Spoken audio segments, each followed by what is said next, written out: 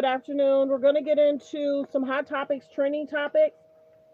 My second live for today, there's a lot going on, and it's being reported that one of Target's CEO has stepped down, but we're going to get into what's going on in world news as well. Like the video as you guys come in. Let me go ahead, do my disclaimer, get myself set up here. But like the video as you guys come in. Like I said, second live for today. Thanks for tuning in to Let's Talk About It Media 21. So I appreciate everyone for being here. Like the video as you guys come in. I appreciate everyone for being here, and good afternoon. Into hot topics, trending topics, what's going on, and what's being talked about. Lots going on. All comments are alleged. Please hit the like button, period. Copyright disclaimer: under Section 107 of the Copyright Act of 1976, allowance is made for fair use for purposes such as criticism, comments, news reporting, teaching, scholarships, and research. Fair use is used permitted by copyright that might otherwise be infringing. All comments are alleged in our opinion and for entertainment purposes only. Come on in, like the video. Thanks for being here. I already see a few people already hit like, and thank you. So we're going to get straight to it. What's going on and what's being talked about. Let's see. Thank you for subscribing and hitting the like button. We're going to straight into the videos, everyone.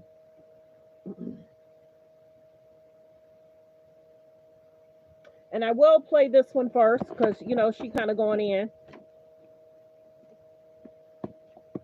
To provide them with a readout of Russia's thinking on this, something that was not done by the previous administration. The point is to get everybody on the same page.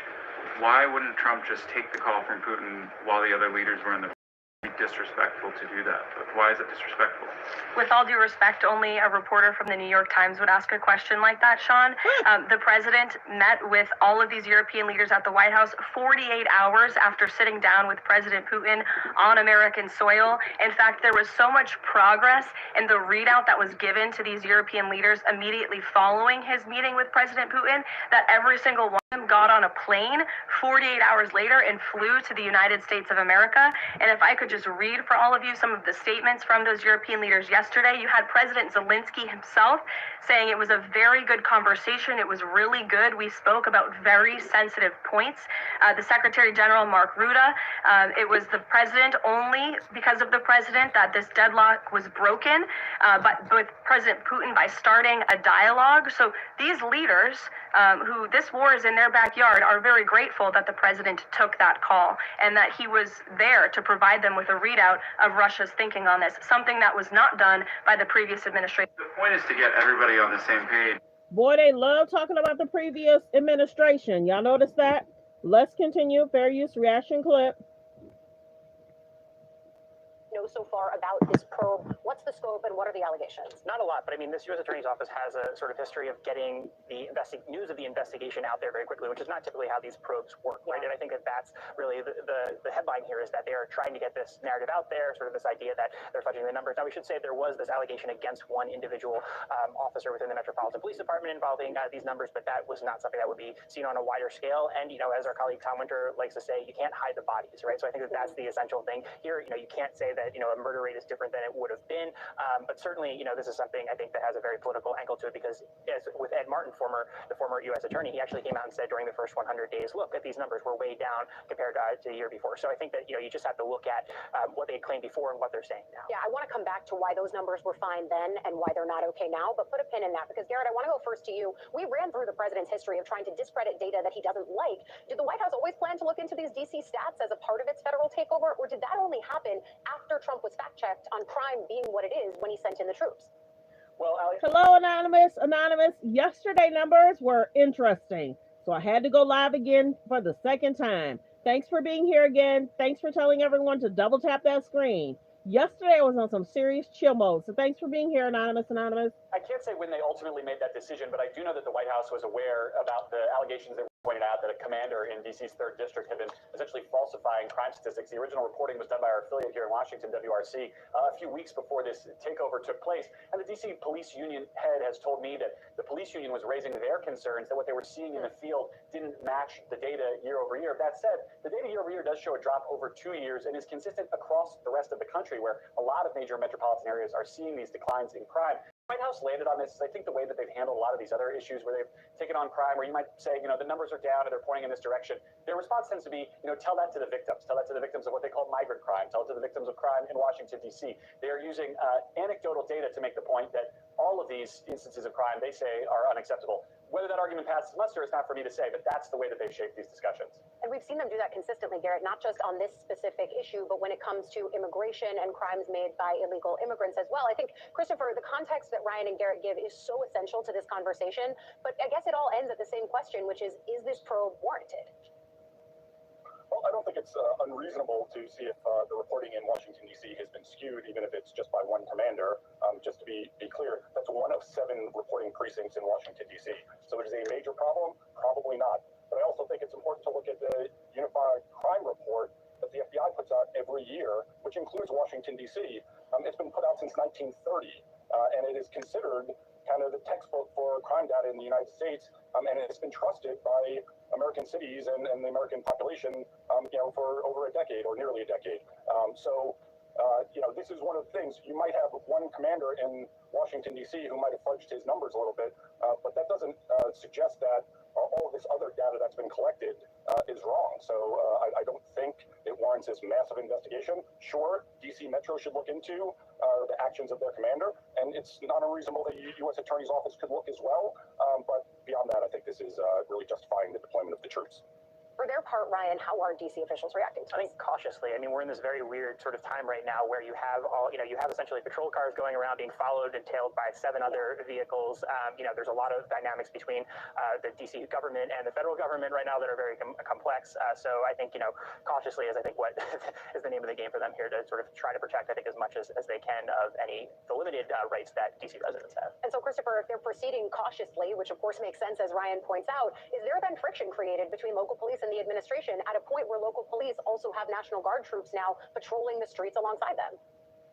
There's absolutely friction. I mean, this is extremely strange. I can't think of a situation where there was this much kind of oversight by the federal government. And listen, traditionally, the FBI and other federal agencies work very closely with DC Metro. And if it would just have been a surge of some additional personnel on the violent crime squads or the bank robbery squad or major offender squads and task forces, those things are routine, and DC would have welcomed that assistance to drive down crime. But sending in the National Guard, who are not trained, equipped, and don't have the authorities to do domestic law enforcement, or this massive surge of federal agents, it just doesn't make sense. And if I'm a DC Metro cop, I feel uncomfortable.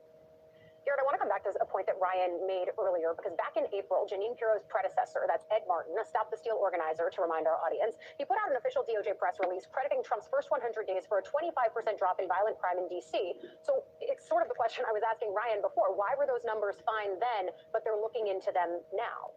Yeah, look, it is the exact same set of data that Ed Martin points to in that release that the White House is now disputing. I suppose they could argue that they didn't know about these complaints from the 3rd District at that time, suggesting that perhaps they weren't, broadly concerned about the idea that the numbers were falsified. But I also think it speaks to the desire to use this as a show of force, right? To use this as a political action and as a symbol to the rest of the country about the way that the Trump administration is wanting to combat crime. Allie, I worked at local news in D.C. before I came to NBC News. D.C. does have a longstanding crime problem. If you were really serious about solving it, you'd also be involved in fighting truancy in the school system, funding the Superior Court system here in D.C., which is a federal system. There are other steps that the administration could take that would be far less sexy, if you will, than putting on the streets. And I think that is a bit of a tell about how they're approaching this issue. And I think that's exactly what people have been saying. No one is saying that D.C. is without crime. They're saying that statistically it's down, that it's not a perfect city, but that it is a city nonetheless, and that this is just not the right way to solve it. I think you list some other things that could be brought into the policy conversation. Among them, though, are probably gun-related policy items. And Ryan, I want to turn to you on that front, because in addition to the investigation, Pirro is also ordering federal prosecutors not to pursue felony charges for people carrying rifles and shotguns in the district. Effectively, that ignores D.C. law. One of our colleagues actually tried to ask her about the gun issue in this. She was ignored. But what does this say about the way that at least the DC officials or DC-facing officials are thinking about this? Yeah, I mean, this is, a major departure, right? Obviously, because this is something that we've seen major prosecutions over before. It still applies to handguns, so they're going to enforce that for now. But DC, gun is really a gun problem in the city. But what they say is it conflicts with these previous court cases that have come out before. So, the long gun cases, I mean, my mind goes back to the shooter who we saw at Comet Ping Pong, and, if that case would have been, prosecuted now, because that was a long gun there. So a lot of these long gun cases, it is a question of whether or not they'll bring those forward. I think they still have probably the gun or the drug hook for a lot of them. So there are still ways to bring these through, but just, long guns themselves, those are not cases they're going to be pursuing. Well, Christopher, it begs the question to you then, does this undercut the administration's efforts to root out gun crimes in the district? Well, it certainly does, but it also seems to be playing towards the Second Amendment supporters that the MAGA base has. In some cases, we're talking about the Oath Keepers and 3%ers who are big Second Amendment right protectionists. So it looks like the administration is trying to thread the needle here and, being hard on crime, but also not, stepping on the rights of the Second Amendment supporters, which really are part of his base. And we've referenced the National Guard deployment several times now, Ryan. They're patrolling more areas, not just the tourist-heavy spots that we saw early on during this time. But what is the latest? What are we looking ahead to as more red state governors keep saying, all right, we'll send our National Guard troops as well? Yeah, I mean, if you have more people, you're going to probably have a larger area where they're going to spread out. Our colleague Gary Grumbach has said that they're going to be going out to a larger area, because right now they really have been concentrated, I think, more on the National Mall, sort of the tourist areas. And, the point I think that the administration has made is that frees up resources for people to go elsewhere. And we have seen indications that those federal officers are actually going out to some of the areas that, are really hotspots for crime. So I think that, as more troops come in, we could see them in new places, but they also can create confrontation sometimes, because that is sort of seen as this hostile act, and sometimes that leads to protest, and then so that you could have some more conflict coming out of it. Yeah, and we've seen at metro stations, as the response has been broadened, the community has also been coming out protesting, telling these National Guard troops and others that they don't want them in their communities. And so we've seen that push and pull, that tension already so innate in this. Garrett, I want to button up with some news that we just got into us, as it so often happens. There's a new ethics filing that shows that President Trump went on a bond spending spree after being sworn in. What do we know, and why would someone want to buy that many bonds? Well, look, as to the reason you would buy them is to make money, ultimately. I mean, These are investment properties that the president purchased between the start of his term and now disclosed in his ethics filing. It includes everything from the Triborough Bridge Authority in New York City to Meta bonds, so public sector, private sector. We don't know the reason for the individual purchases, or in many cases, their specific amounts. These things are reported in broad ranges, but this level of trading and scope of it is unprecedented. We've not had a modern billionaire president before, but even in his first term, we did not see President Trump being as active as he is now in these kinds of individual purchases. I think the White House would probably say, and we've not had an opportunity to ask them for comment on this, that this is a public disclosure, and so that they're doing things in an above-board manner that the president can touch and influence with policy, and in the case of Meta, for example, organizations that are trying to influence him on policy. So, look, there's a lot more to dig into there in this filing just made public a short time ago. Like the video. Let's go ahead and get to Target CEO has resigned. We'll get to that later. We did talk about that a little bit earlier today, but let's get to Target news. Thanks for being here, everyone. Thanks for being here. As we know, sales for Target has gone down. Many people have stopped purchasing in Target. COO is going to be taking on that top job. That's down by about 9.6%. Target's Brian Cornell will be leaving the CEO position after leading the retail giant for the last 11 years. The company's current COO is going to be taking on that top job. That stock down by about 9.6% this morning. The company also announcing earnings this morning that were a little better than had been expected. But joining us right now to talk about all of it is former PVH chairman and CEO Manny Chirico. He's now LNK partner and BCI Brands chairman. And Manny, you've been in this business for a long time. What do you think about the stock reaction this morning to this news? Well, I think the stock is reacting less to the earnings, which were, I'll use the word non-event. They delivered what they said, probably did a little bit better. But I think the focus is on the CEO succession plan.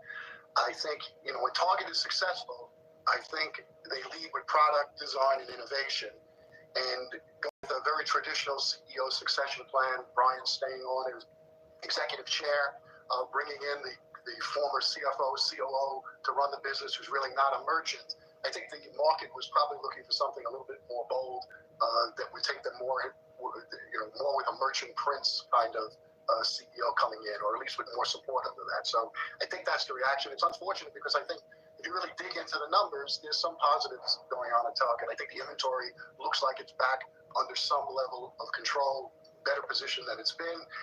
But I think the challenge really is, although the results were slightly better than planned, they're more of a continuation of what we've been seeing. And with the second half, where I think you're going to see more margin pressure, I think the market is really questioning whether they can deliver anywhere near the midpoint, the top end of their guidance. And I think they're pricing the company at the low end or below what their guidance is right now. Okay, so the company did come out today and reaffirm its guidance for the back half, but you're saying investors don't have faith in that? I think so. I mean, if you look, the stock is down $10. It seems to be under pressure. If you look at the relative multiple where they've historically traded the last few years, I think it's more guidance to, I think what you're going to see consensus is more around the $7 number than you're going to see around the $9 number. They gave a pretty wide range of $7 to $9. And anytime you give that broader range, it kind of signals to the market that you're really not sure what's going to happen in the next 6 months, which is unfair, because I don't know that anybody knows what's going to happen in the next 6 months, given the tariff confusion that's going to be going on. Hey, Manny, we're looking at a stock chart going back to the middle of 2020, so I guess about 5 years here.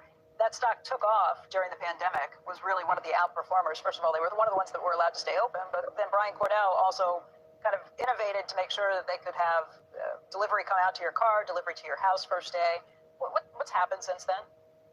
Listen, I think their value, a couple of things. Their value message is significantly less than a number of their main competitors. And by their main competitors, I think we're really talking about obviously Walmart and Amazon. And I think and I think when you look at the product offering, it's gotten very basic. Target has been historically a private label house. I'd say 75 to 80% of the product offering is private label, and that requires a great deal of merchandising magic. And that magic over the last 3 or 4 years has just not been there. So it's been a much more bland offering. When they hit their problems, that they were missing sales fairly significantly against where they were guiding the street when they came off of that high point. The stores were loaded with inventory. Store presentations really suffered. And it was really a major problem. The company indicated itself that they were really having problems moving through goods, and I think they lost a bit of their way. And I think merchandising is going to be key going forward. And I think the market is questioning whether the internal candidate with Brian staying on as executive chair, is that a bold enough move going forward? Let's talk about some of their brands they do have, because you're right, private label has been the big deal for them, and when they hit it right, stock does respond and reflect, as do consumers. They've got Good afternoon, everyone. Please continue to hit the like button, and please continue to subscribe. Thanks for being here. Thanks for supporting the channel. Let's continue fair use reaction clip. which is Magnolia, for their, the Magnolia brand for goods. They've got Disney that they've used in some of these, along with Marvel for some of the kids' home brands. They've got Cat and Jack, which are their kids' brands, which are pretty good. Where are they missing? What? And I will point out Ulta, that Ulta partnership is about to fall apart next year. I'm talking about merchant princes, and the last thing in the world I am is merchant prince. But when you go in there, if you think back 5 years plus at Target, there was always the exciting new product that came in. It was something that really was a market change. They had, in the past, there was a tremendous amount of collaboration with designers where they would have capsule collections for 4 to 6 months, which would hit the store, and they were like magic. They would sell out immediately. They need some more of that magic. I'm not saying any one of those things is the solution, but what I am saying is the excitement that was created by that, and there was a customer base at Target, which makes it appealing as a retail customer, from a wholesaler or from a brand, is it tends to be a younger consumer than what you see at a Walmart. So there was a real benefit to have your brands presented there. I think if I was being critical, I would say is they continue to look at value and margin, and kind of, really the product mix going forward got very basic, and the level of excitement in the store really was pulled back. They need to refine. So you're saying they can't out Walmart by trying to compete with them. They have to differentiate. That's a great way to say it, Becky. I think that's right. What they really did better than a Walmart or whatever is they created merchandising magic. They created excitement in the store. People wanted to go in to see what the new product was, what they were doing that was different. You remember the old way? Nobody called the company Target. It was Target. There was that real feel when Brian first came into the company that they brought it back through the pandemic. And it's, the pandemic, everything got very basic what was going on for that year period, and everybody was chasing goods from a supply chain point of view. I think they got caught up into it. They got over inventory, and moving through goods became a challenge, and the store just lost a lot of its excitement. And then people just stop shopping. Sometimes when I go in, I feel uncomfortable how they be looking at me. So I stopped shopping there a long time ago. Like the video, fair use reaction clip. Fair use reaction clip. Like the video as you guys come in. I'll be honest, I think Don't forget to subscribe. Stacey Whitlet. She is the president. Please make sure you subscribe to the page. If all 76 subscribe, that'll be a great day for me. Please hit the subscribe button. Continue to hit the like button, and thank you. SW Retail Advisors. Stacey, what's your reaction to this news? Good morning, Becky. I'll be honest, I think I'm a little surprised that there wasn't somebody from the outside coming in to take a leadership role. I think that's part of the stock reaction here. And I think, if you look at, Joe, you're talking about the reaction to DEI, it's a narrative. A lot of companies have talked about that, but the bottom line is Target is losing share in more than half of their categories. In addition, it's been talked about at length that the stores are a mess. They're in disarray, inventory shortages, labor shortages because they're reallocated to the back room to fulfill because they're fulfilling from stores. So there's a whole host of things going on internally from an execution standpoint. That they knew about 3 years ago and we're going to fix. Exactly, Joe. And I think, you can listen to 2 years of we have too much inventory, we have too little inventory. We had a DEI mistake, we unraveled it, and the other side came at us.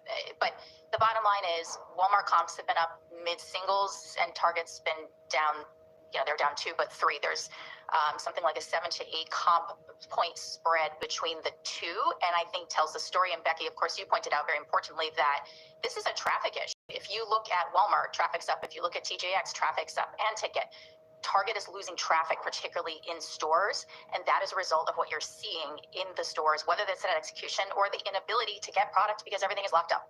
You're right. You got the CFO coming in. That was there. And that's probably what it was. He's 49, so he's not quite, kind of between 40 and 50, right on the. Stacey, who else is stealing there? Is it just a Target versus Walmart story, or are there other retailers that are taking a piece of this too?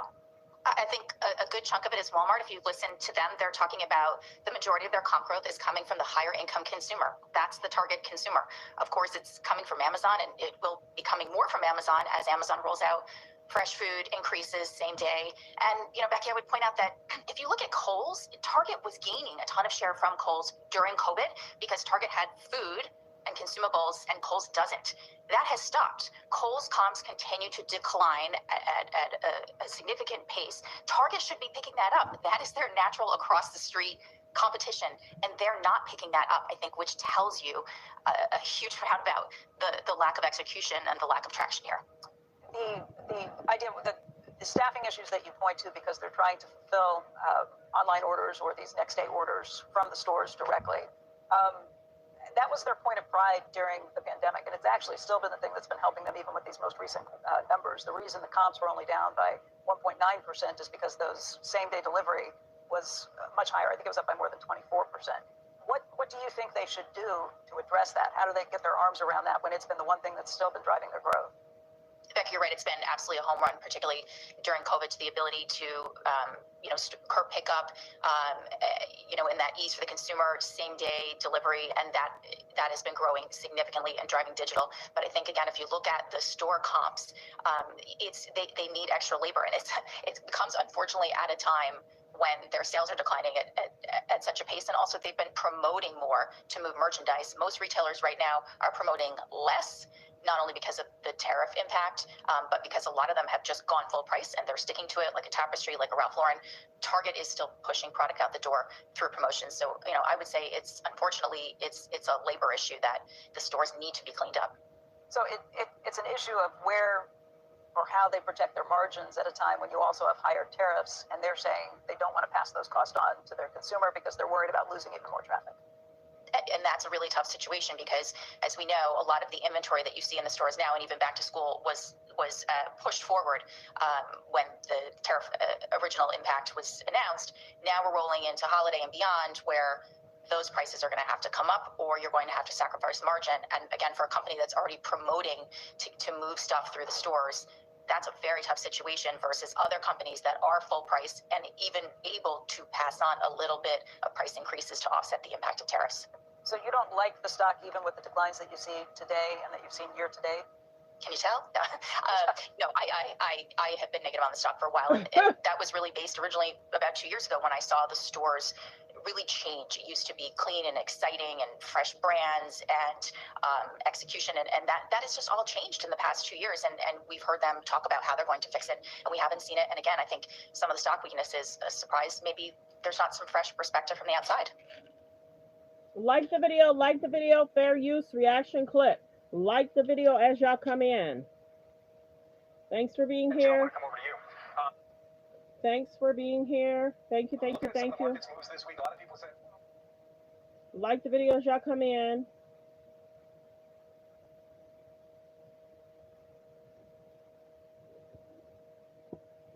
Breaking news for you this morning from Target. The company is announcing a big change. The longtime CEO, Brian Cornell, is going to be leaving the top job as of February 1st of next year, and he will become the executive chair of the board of directors. He's going to be replaced as CEO by Target's chief operating officer, Michael Fidelki, who was elected unanimously by the board. Now, this news does come as Target reports its second quarter results this morning.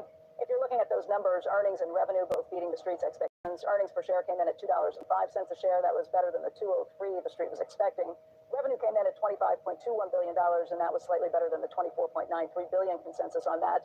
Comp store sales were down for the second quarter. They were down by 1.9%, but that wasn't as bad as the 3% drop the street had been expecting. If you're looking at the stock right now, it's off by about 1.25%. Make that 3% in the news. 11th straight quarter of flat or falling sales. The bigger problem that they have is they have 6 months in a row of declining traffic coming into the company too, and that's been a big issue.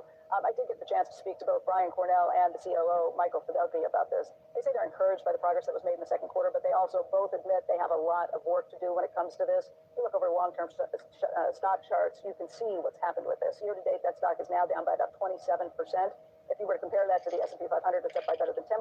If you look at Walmart, particularly at some of the longer-term charts on this, you're going to see some big... Look at the stock today now. I mean, you would think that they knew the management change. A lot of times the stock goes up, it's down $9. That's how bad the results are. The results are a little better than expected, but I think overall they're not showing the progress that needs to be shown. The stock's down 60% from its high. All-time high. Let's just take a look. He came in August 12th of 2014. So he's been there 11 years. Over that period of time, Target shares are up by... That's a long time. Like the video. Can I please get 83 people to hit the subscribe button? We're trying to hit 50K by next month. There's about 111 in the building. If I can get 100 people to please hit the subscribe button, and thank you. Let's continue. Fair use reaction clip. 80%, but if you were to just put your money in the S&P 500 over that period of time, I think it'd be up by about 230%. If you would invest in Walmart, I think it'd be up by about 310%.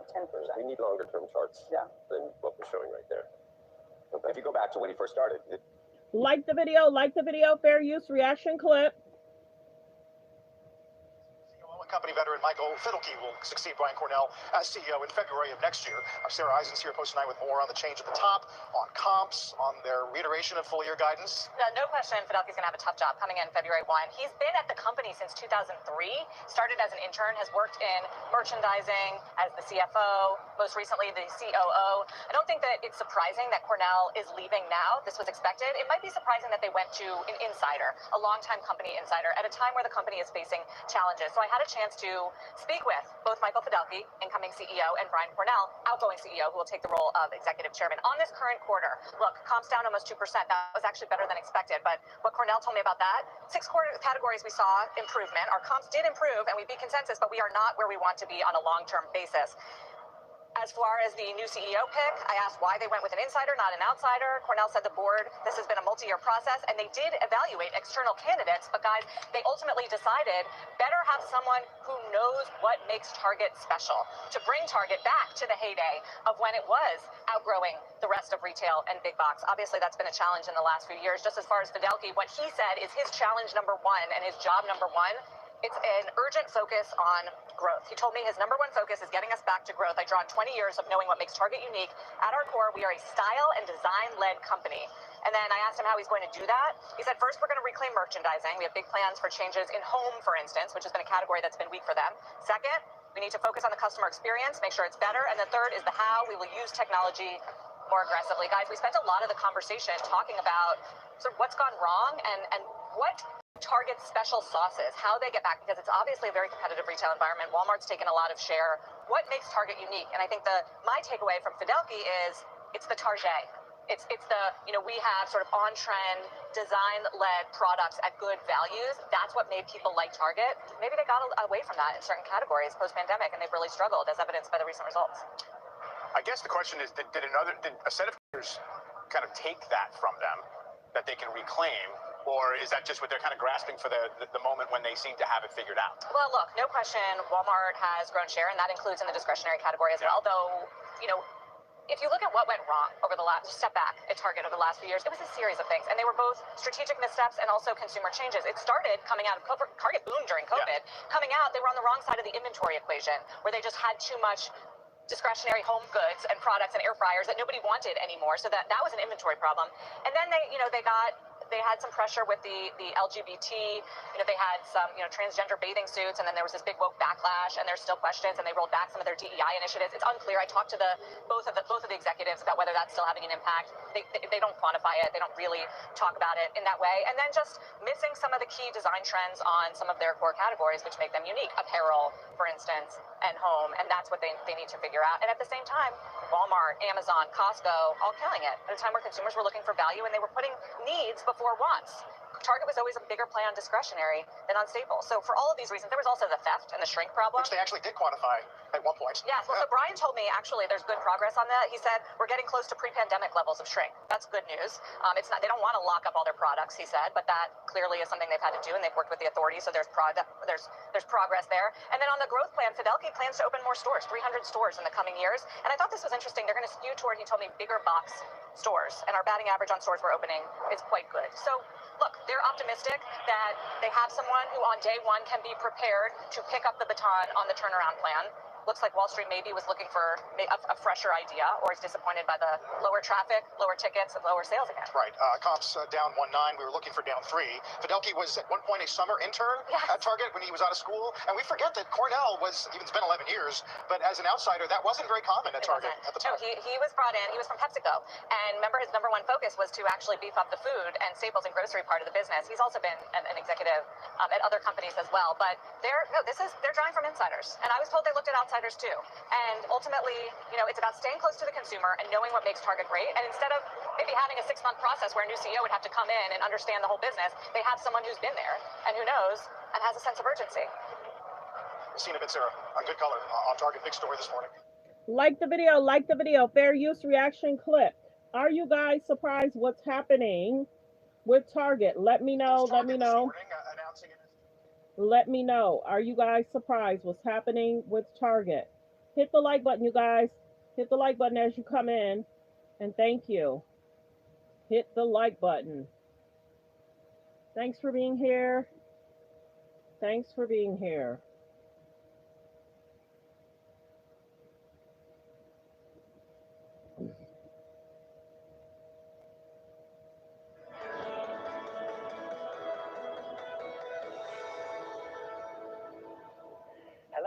Welcome to Morning Brief Market Sunrise. I'm Ramzan Karmali, live from Yahoo Finance's studios in London. It's Wednesday, 20th August. Coming up on the show, Wall Street's tech sell-off spreads across the globe. Trouble at the top at Target. The retailer makes a leadership change, but will it be enough to turn around the troubled retailer? And we'll be looking ahead to Fed minutes that will be out later today, in the week when all eyes will be on Jerome Powell when he gives his final ever Jackson Hole speech. So grab your coffee and let's own the morning. Like the video. We start by looking at the impact of that tech sell-off we saw on Tuesday on Wall Street. We start with Asia, and most bourses in the region were in the red, with tech-heavy indexes in Taiwan. Mark Pod, his legacy. And finally, big news out of Target. The discounter has just announced that longtime CEO Brian Cornell's heavily groomed number 2, Michael Fidelki, will take over as CEO on February 1st, 2026. The troubled retailer has also just revealed Q2 results that were better than expected, but earnings still plunged by more than a fifth. Well, let's get more on the changes and the latest results at Target, and who better to help us navigate through this than our executive editor, Brian Sozzi. Brian, great to have you with us again. Let's start with this change at the top. How big a deal is it that we've got a new CEO at Target? Ramzan, well, good to see you, man. Like you always say, I grabbed 9 cups of coffee, and we're owning this Target story. Story of the morning here. Stock is getting absolutely slaughtered pre-market. Last time I checked, down 9.5%, in large part because of this CEO shift. Now, Michael Fidelki started as an intern at Target, and 20 plus years later, he's going to get the keys to the kingdom. That is the CEO's seat. He's slated to take over from Brian Cornell, who took over in 2014, Ramzan. He's slated to take over February 1st, 2026. Cornell will slide to an executive chairman role. So if you're on the Yahoo Finance platform right now, you're probably wondering what the hell is going on here. New CEOs usually perhaps sometimes seen as good news. Bottom line is this. Target has been struggling, and in the second quarter results that hit out today, sales in stores were down 3.2%, earnings were down year over year. This has continued. This was just another negative or poor performing quarter for Target, and really what has been a string of them over the past 2 years. Now, Fidelki has been there throughout this stretch of poor results. However, he has also been there before these bad stretch of results have taken. I think the people that I have talked to that cover Target know Target well. I think they would have liked to see an outsider brought into this company, especially after a long period of time, a long CEO tenure in Cornell, come in there, fresh eyes, shake things up. Now, I asked Fidelki on a call discussing this decision. I asked Michael, how candid are you prepared to be to shifting strategy for Brian? I think Michael is ready to shake things up a bit. He's not going to have a honeymoon period because the Wall Street knows him. Normally, when a new CEO comes in, they get a honeymoon period. They can assess the operations. Michael's been there throughout really the past 4 or 5 years, working very closely with Cornell as he got moved for this job. So he's going to have to come in hot, Ramzan. He's going to come in hot on. There's about 108 people in the building. Please hit the subscribe button. We're trying to hit 50K by next month. Please hit the subscribe button, and thank you. Let's continue. Fair use reaction clip. Changes he's going to want to make. He's going to have to give a clear timeline on when he thinks Target can turn things around. And he's not going to have, I would say, that year honeymoon period to try and experiment with certain things. Well, the markets clearly don't like what they've heard in terms of results for starters, but are they also really disappointed? I mean, you mentioned there that he's an insider. He's been there 20 years. I think his statement said he bleeds red, Target red. So you think the markets are just like fed up? They wanted someone new, they wanted fresh blood, and they haven't got it. Well, Ramzan, if I can speak directly to the market, it's like Mr. Market and I were talking around the camera instead of you and I. I mean, I would just say this. Michael Fidelki is an accomplished retail executive that knows Target. He started as an intern. He was CFO. He was COO. You do not get these positions at a company the size of Target if you do not know what the hell you were doing. So, accomplished executive.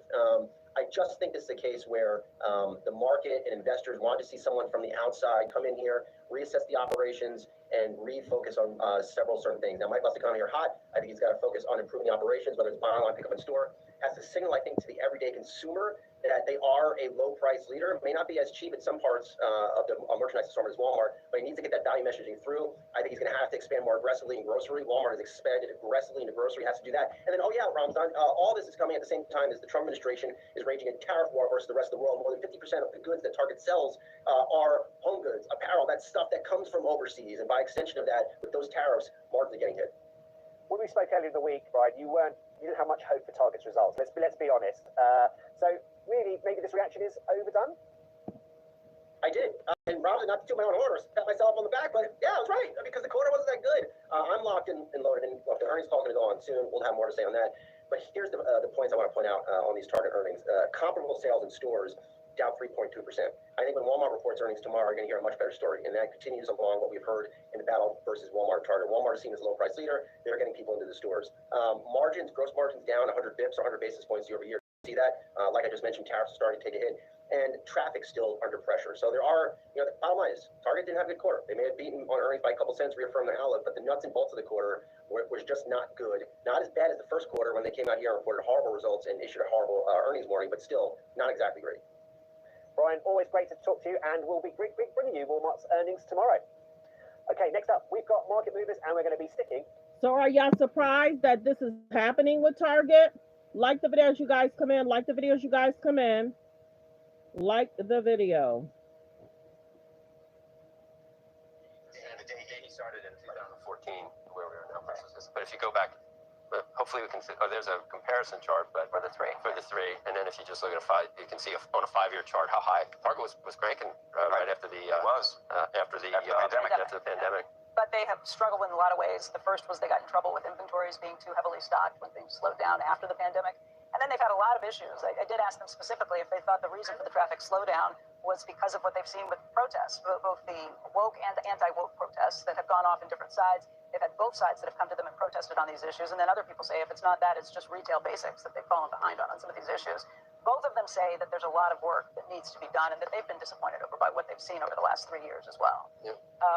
Look, they do have two different things that are going on. They're trying to maintain prices in the face of tariffs that they are hit a little harder by based on where their sourcing is and based on just the idea that there's more fashion items that come through Target. So they've gotten hit pretty hard by some of those. It was 80%. It was 80% until now because it just dropped 10% on this news. 20. There's about 99 people in the building. If I can please get 99 people to please hit the subscribe button. We're trying to hit 50K by next month. Since it says up 61. Let's continue. Yeah, right, yeah. Fair use reaction clip. Thank you. But now, but the gain since they took over because we were running the numbers right before. Yeah, if you got problems, if you got organic problems with the company, and then you get, that external problems, all that stuff, kind of come into all that noise, and it was loud. At first it was conservatives who were upset and were boycotting, and then when they had some success with getting some of the pride things taken out of the store, when they had some rollbacks of the DEI movements, then you had the other side getting upset. That's the narrative, but it's the same with Bud Light. They actually said that it's not that the overall population stopped drinking Bud Light. It's that when they folded to the pressure that all the people that are pro whatever that commercial was, that they stopped, and that's got to be a lot less than just the overall population. Yeah, look, traffic has been an issue there. They say that what they're going to do is try and maintain prices, but that could put a threat to operating margins. Now, their operating margins are down from what they were a year ago, a little better than the street had been anticipating. But right now, it looks like they are eating some of the tariff increases themselves to try and help bring traffic back. What do we know about Fidelki? He's a long-time employee, He's been there for more than 20 years. He started out as an intern between his first and second year in business school at Kellogg. He has done just about everything. Probably young if he... He is relatively young. He in his 40s? I don't know if he's in his 40s, but if it was most. Yeah, but he is at least 15 years younger than Brian Cornell. He was an engineer at Iowa. Then he went to the Kellogg School of Business. He's done HR there. He's worked in stores. He has worked just about every department of the business, and he has most recently been in charge of trying to look for overall initiatives to bring down prices and to try and maintain efficiency at the company as well. That he fell in love with Target after his first year being there, and that's why he stuck around and stayed. But again, you see the street's reaction to this. Stock is off by about 8.5%. Like the video, fair use. Talk about stock of the day because it's Palantir, and it is record high after beating on. Okay, so let's continue with the news. Some people are talking about men and dating. Are they secretly hiding what they feel? Be careful who you date. You need to make sure the guy you're dating, the woman you're dating, let them know if they have other feelings for the same type of relationship. Make sure you communicate who you're dating with. This has been a big discussion in regards to men hiding what they really want. Thank you. It's a lot to deal Beautiful. with. Morgan, I love your hair. Thank you. It's a lot to deal Beautiful. with. But when it's a good day, today's a good day. Lots of names. Other girl. Tom Brady. Where are you at? I'm in Philly. Oh, he wanted to know where she at. Hey, Tom Brady. Okay, let's see if there was something else I wanted to get into. We talked about the CEO. Everybody's talking about it. Many people are not surprised. He probably knew that he was going to step down because everything that's going on in the world. Many people knew he was going to step down. Let's see. Like the video as you guys come in. We're just doing some hot topics, trending topics right now.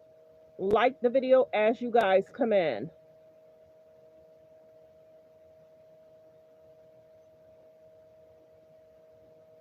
The screen of that is going to probably drive. Like the video as y'all come in.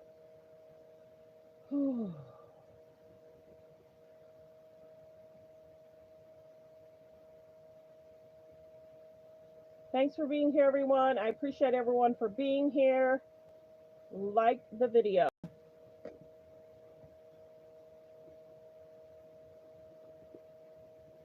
The institutions are focusing too much on, quote, how bad slavery was.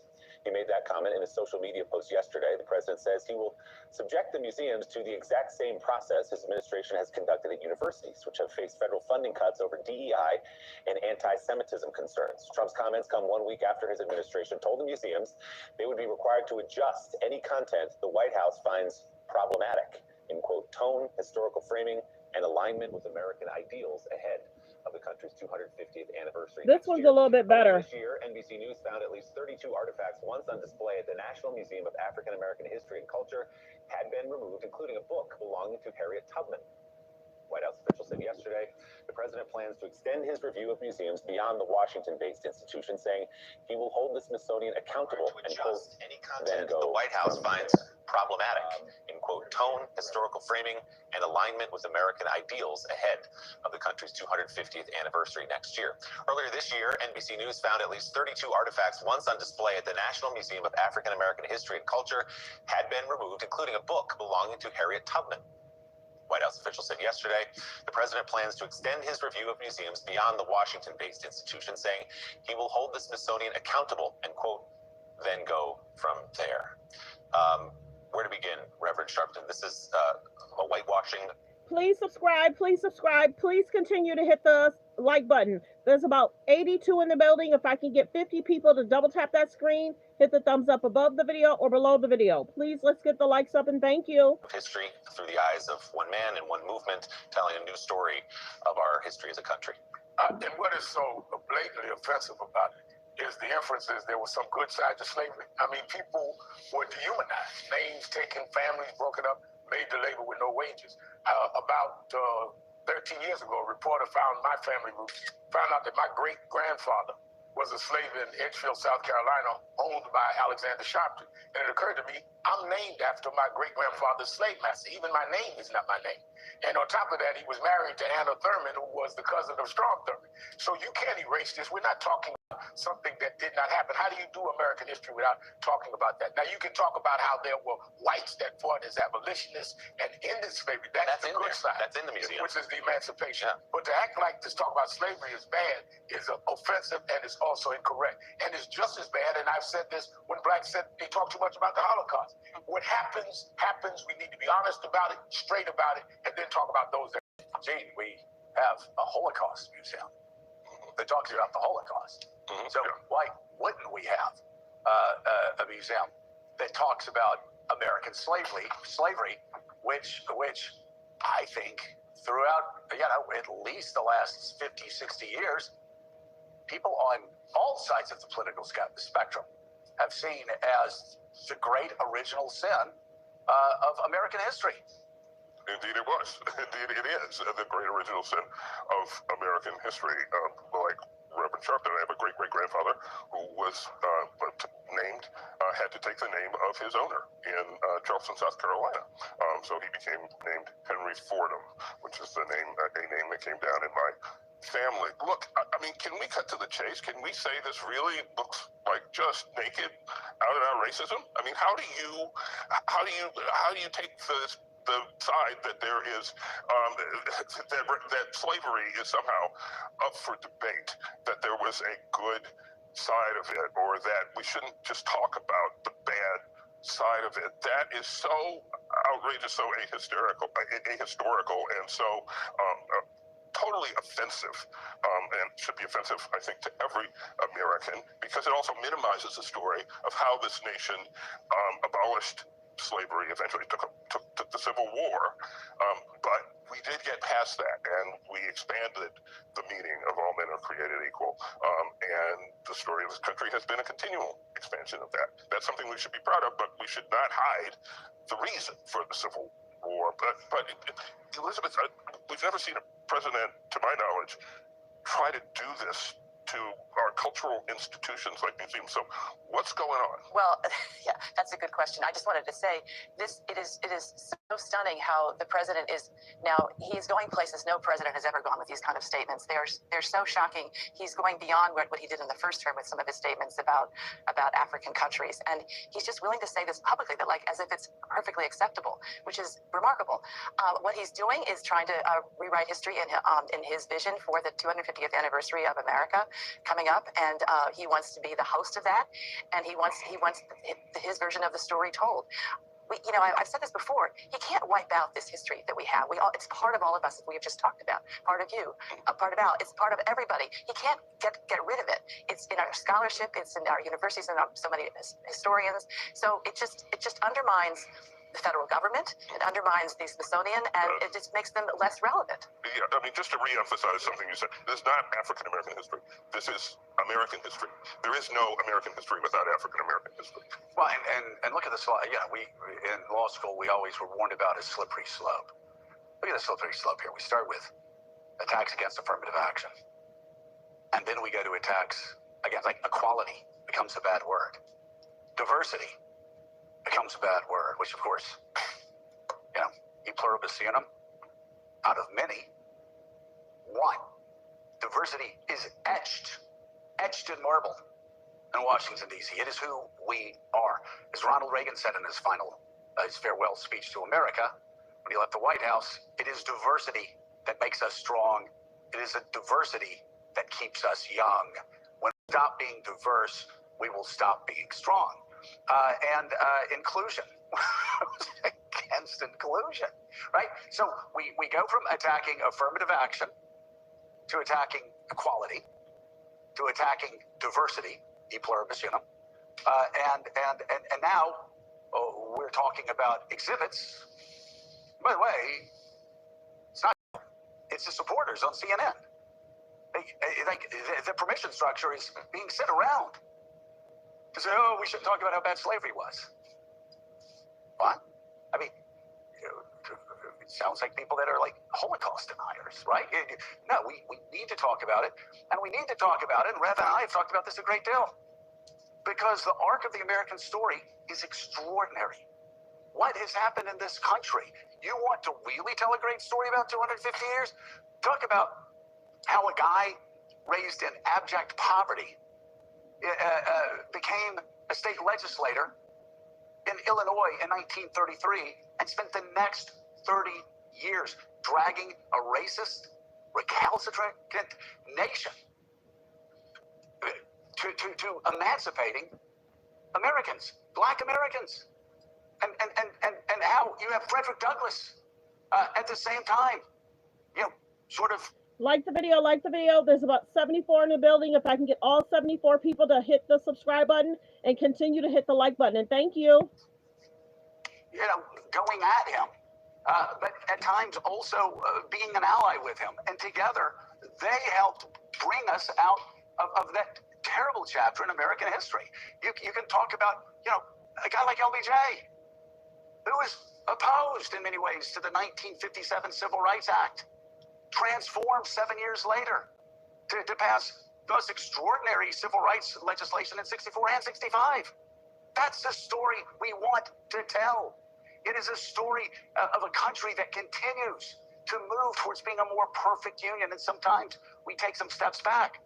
But it's an inspiring story for future generations to tell. We have to tell that story. It inspires future generations, and no matter what we're going through, we can do better. We can be better. First off, very well said. Any effort to obscure that story is shameful and, yes, racist. And this is part of a larger effort. I think Elizabeth hit it right in terms of the president looking towards the 250th anniversary next year. That's part of this. But we've seen this now for a few years. Books banned in Florida, efforts to not tell certain parts of the American story. We have seen Confederate monuments being restored throughout the country, including our nation's capital. Confederate generals getting their names back on military bases, although done cutely, too cute by half there. And we have seen also this president push and his administration lean on the Smithsonian to rewrite their impeachment exhibit. It is a retelling of the American story that is not who we are, and we will not be a better country if we ignore it. You have to learn from your history to grow from it, and ignoring what's come before is not a healthy sign for our press, our future, for our democracy. I mean, I was just going to say to her, it's Stalinist, right? Just to erase things from history, to take them out of the history books, take people out of photos. And I have to just say, the African American History Museum in Washington is one of the most extraordinary museums truly I've ever been to. I've taken my kids there. The only problem is you need 3 days to really appreciate all of it. And it's exactly what Joe said. It gets to the horrors of slavery, but then the courage of Americans to change and make us better, whether it was Frederick Douglass or Harriet Tubman, and then up through the Civil Rights Movement. And yes, some of the white partners in that movement had courage as well. Who died? Some died. And coming off with Joe's sermonette this morning, I'm a preacher, you can grade that, is that I want to say to my grandson, I have one grandson, 6 years old, next year, 250th anniversary, that the real glory of the story, we were 181 years in slavery when the country was formed, Jamestown in 1619, but we went 100 years after 1863, Martin Luther King did I Have a Dream at the Lincoln Memorial. Talk about a dream. 40 years later, we elected a black man president. So we went from Tell that story. That's the story. As your congregation says, preach it. That's a story we want to tell. That's right. And that's the glory that all of us want to tell our children. Yes, it was bad, but it was made good, and this is the story. But to whitewash the story is to deny those that paid the price to turn this country the way it should go. Amen. I think we can all say people amen. Amen.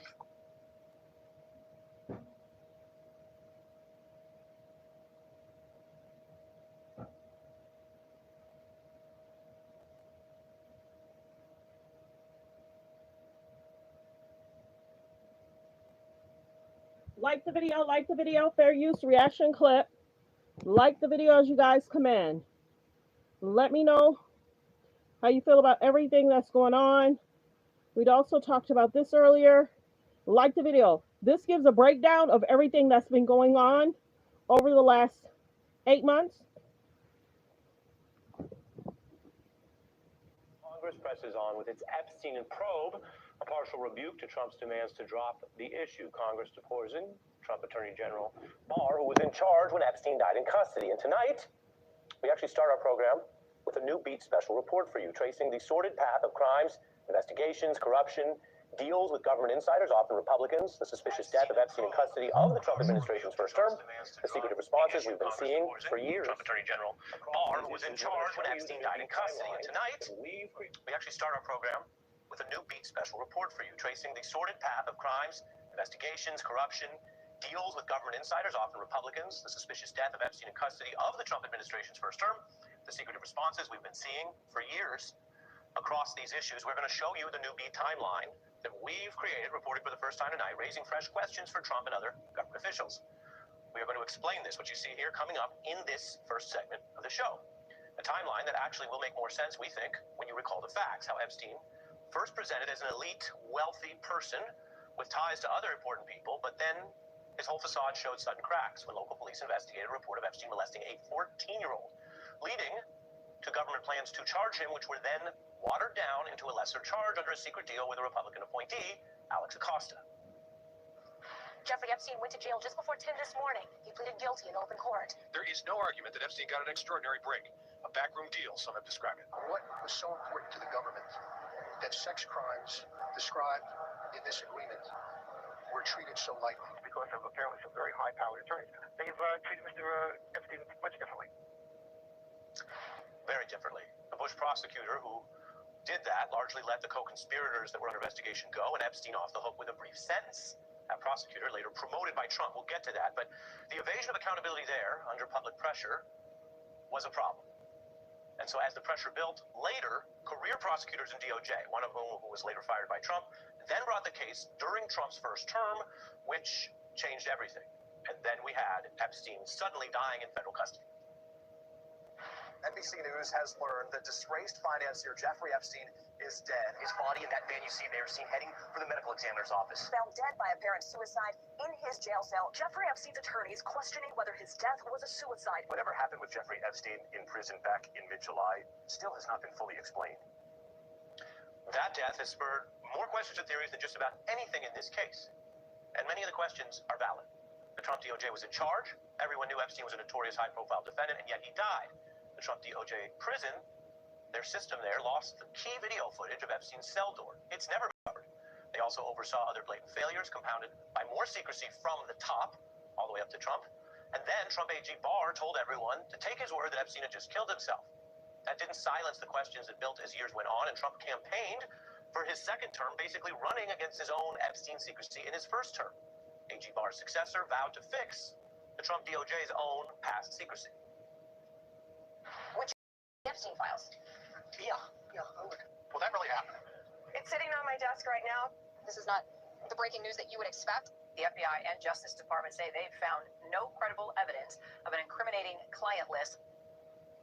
Everybody knows what came next. Trump DOJ breaking its vow to release more material, then trying to distract by releasing, after the memo there, an alternative hallway video, which has been criticized, but of course wasn't the original correct video that remains missing. All of that stoking the more recent questions we've heard this year. Trump's Epstein summer with blowback from the MAGA base, elect Republicans, Democrats, victims advocates. So now, let's apply the full facts so that we can look at these questions. I'm going to show you a timeline here and what we are learning in this case. We're going to look at the recent secrecy, the failures by the Trump administration, why this case has been a failure for justice and governance and transparency, and the history helps reveal links to the current issues, the questions facing Trump as president and as a civilian, because before he was president, he had a sordid history with Epstein. And when we're done walking you through this timeline, you're going to see why so many questions endure to officials linked to Trump, to officials carrying out his priorities at DOJ, all of which has drawn this backlash. The current DOJ under Pam Bondi is covering up crimes, very serious crimes. Last week, she put out a 2-page memo effectively declaring the Epstein case closed, which is convenient given the speculation that Trump might be in the so-called client list. 3 times I voted for this man. This is by far the biggest fumble of the administration they've had thus far. It's indefensible. It's indefensible that the answers aren't there when so much was promised. He and his administration keep acting like they've got something to hide. The Epstein case has many details and open questions. Our timeline today focuses on the key facts and developments starting in March 2005, when local police in Palm Beach, Florida, began a probe into Epstein, investigating reports of abusing victims as young as 14.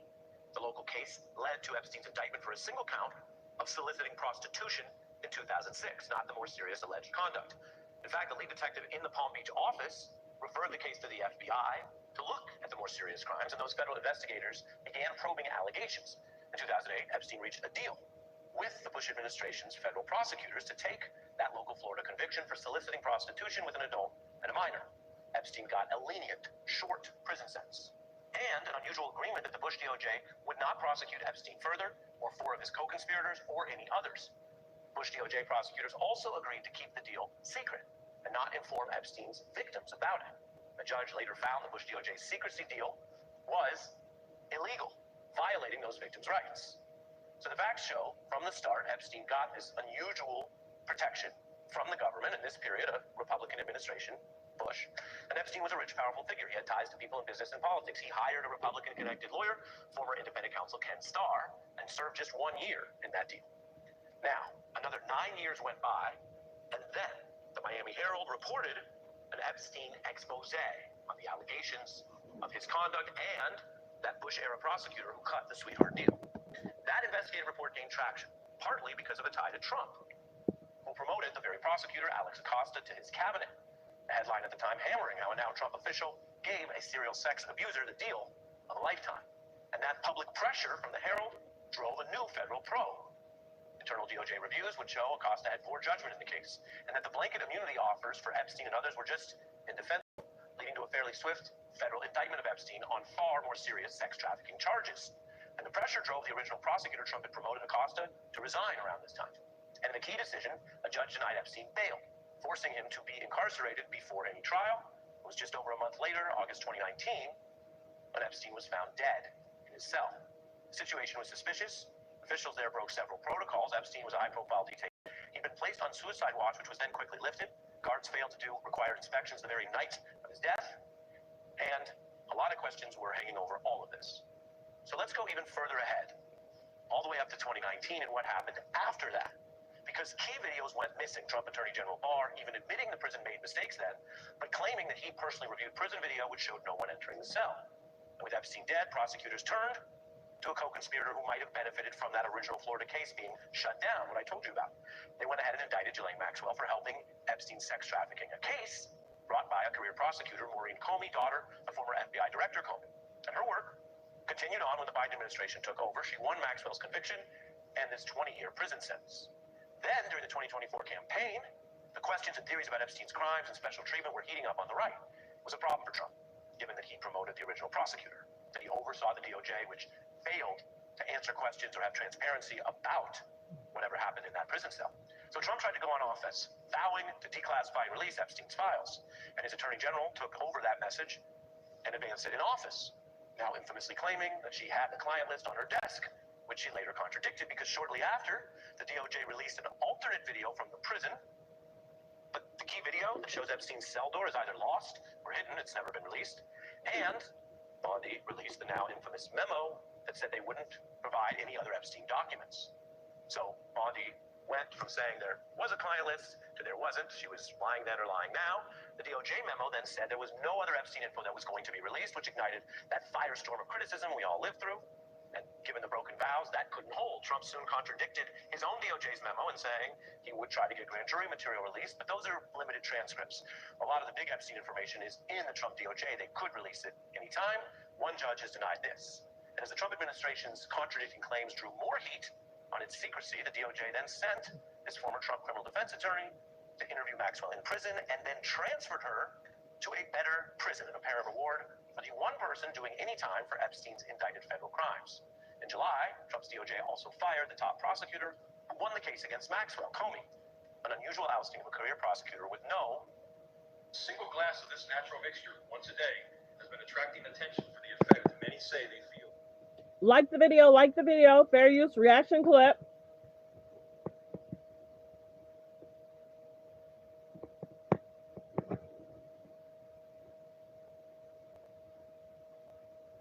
To be investigating it. It happened under the Bush administration, with officials later quoted by Trump. The Trump DOJ only picked up the case in the first term after journalists reported those revelations. Epstein's unusual death met with total secrecy by the first Trump term, and the prosecutor who busted Epstein's co-conspirator ousted in the second term, while Trump and other officials made false, sometimes knowingly false statements about this public history. This is a damning account of President Trump's approach to this case in government.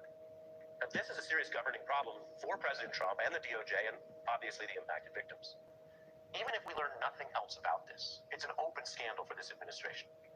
And then there are the glaring and inconvenient facts that go back even further before Trump was in government, before the lengthy timeline we just saw. Because as a civilian, Trump had a long relationship with Epstein, who had bought property near Mar-a-Lago, socializing with Trump, engaging in activities that both men then referring to Epstein's sexual controversies. The two men partied together. They appeared in public and before cameras. This is footage from a Mar-a-Lago event in 1992. Epstein went to Trump's wedding in 1993. And while Trump famously likes his own jet with Trump branding, he found the time and reasons to fly on Epstein's private jet at least 7 times for the New York Times. Trump photographed with Epstein and Maxwell in 2000, again in Mar-a-Lago. And the Journal reported about how Trump drew those bodies, citing, quote, wonderful secrets. Trump denies this and is suing the Journal over it. He now claims his Epstein friendship was shorter than reported, that they clashed over an employee Epstein had poached from Mar-a-Lago, while other accounts say Epstein was a Mar-a-Lago member until 2007, over a year after that original indictment we showed you. Trump breaking the vow to release more Epstein files, but he's also in them, according to recent Journal reporting. And as for Epstein, he was secretive about any time that the two men might have spent with minors when pressed under oath. You ever socialized with Donald Trump in the presence of females under the age of 18? No, I'd like to answer that question, at least today. I'm going to have to assert my fifth, sixth, and 14th Amendment rights, sir. Legally, these social links alone are not evidence of a crime. They are evidence of a conflict of interest, the kind of link that requires a judge or prosecutor to recuse from a case. But Trump has been doing the opposite, commenting and intervening, his DOJ's actions on Epstein repeatedly putting secrecy over facts, politics over accountability, and, as we saw in the recent controversy, a special transfer and leniency for an actual sex trafficker over justice for the victims. There has been a lot of talk about Epstein, and at the core, this is a case that matters so much to the many people, many victims whose lives were forever altered by Epstein and Maxwell. But you don't need even more Epstein documents, though people are pursuing them, or more facts to understand the raw outline of this case. Some of it predates Trump, with Bush-era prosecutors cutting a deal with a powerful person and cutting out the victims from even learning about it. But much of it involves Trump, from the personal social links to a government that he is overseeing, that after all of the talk and claims for justice and demands for truth in this sex trafficking case, the big thing the Trump administration has done is continue the secrecy, continue to cut the victims out, and, most astoundingly, help and serve an Epstein sex trafficking co-conspirator over truth or justice for the victims. On part 2, expert guests are on hand to respond to our new timeline. We walk through what we have seen from the very first investigation and special treatment and government connections that ultimately benefited first Epstein and later Maxwell in this recent Trump era. For a special discussion on this new report, we're joined by Nancy Erica Smith, a civil rights attorney who's represented victims of sexual assault and harassment, and former federal prosecutor and congressional counsel, John Flannery. Welcome you both. Nancy, given your experience in this area, what does this now fuller timeline tell us about what's happened? Well, it tells us that victims of sexual abuse, even pedophilia, don't matter in our justice system, and they never have, especially when the perpetrators are rich, powerful, connected politically. The law enforcement community has ignored victims since the beginning of time and continues to do so.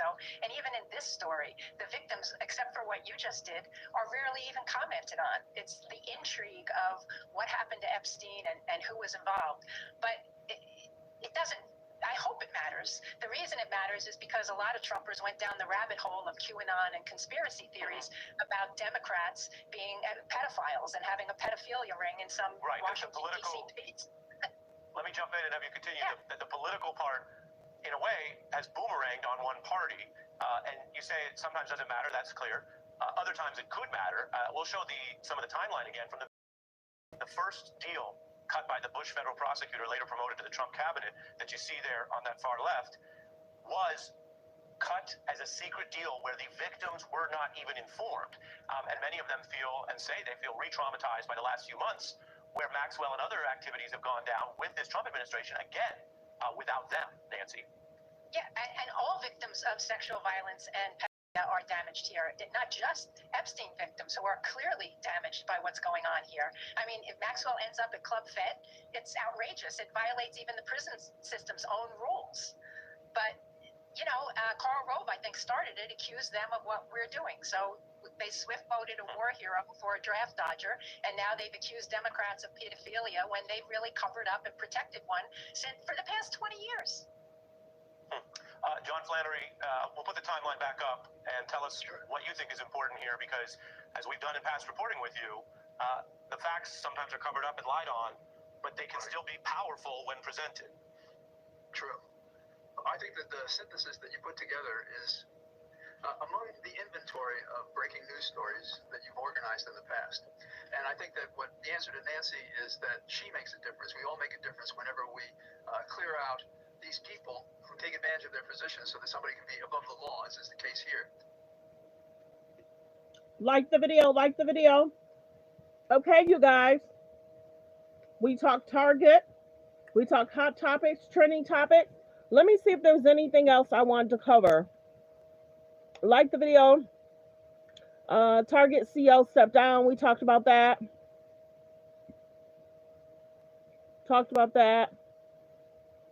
Like the videos, you guys come in. Tom Brady gave this young lady a compliment regarding her hair. Tyler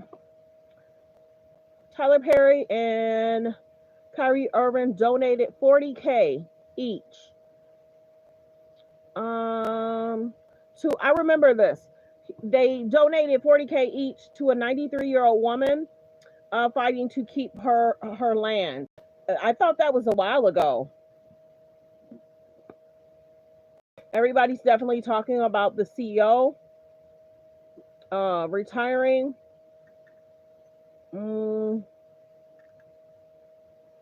Like the video as y'all come in. Like the video. I think I'll stop there. I got to be careful with Instagram. Like the video. I hope everyone have a great day. Copyright disclaimer: under Section 107 of the Copyright Act of 1976, allowance is made for fair use for purposes such as criticism, commas, news reporting, teaching, scholarships and research. Fair use is used permitted by copyright statute that might otherwise be infringing. All comments are alleged in our opinion and for entertainment purposes only. Thanks for subscribing. Thanks for being here. If there's about 44 people in the building, even if all 44 hit subscribe, if you already didn't subscribe, 44 people subscribing in a day is a great day for me. I remember the days of 1,500 subscribing in one day, 2,000 subscribing in one day. That was a busy 12 months ago. So thank you all for being here. Thank you for subscribing. Please don't forget to subscribe and continue to hit the like button. And thank you for being here. Fair use. And also focus on healthy, safe relationships. Be around people that's loving, kind, and respectful. Everyone have a great day. Goodbye. Be blessed.